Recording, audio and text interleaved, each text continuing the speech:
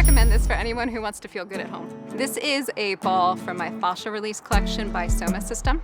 It's a little bit dense, but still squishy. So it has a little bit more density than a tennis ball. So it's gonna put a little bit more pressure wherever you decide to use it. This one's fantastic. I use it a lot for working on opening up my hip flexors.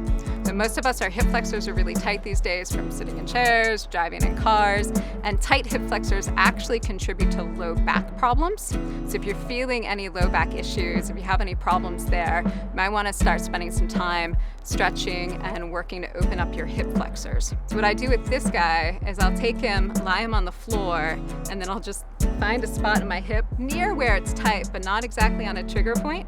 And then I just slowly lie down on top of it. I want to find a spot where I can lie for about 2 minutes and not be triggering pain and just release down into it. So I love the texture of this ball. I love that it's a little bit squishy, but I like that this one's more dense than a tennis ball. So it helps me get into the muscles a little bit better.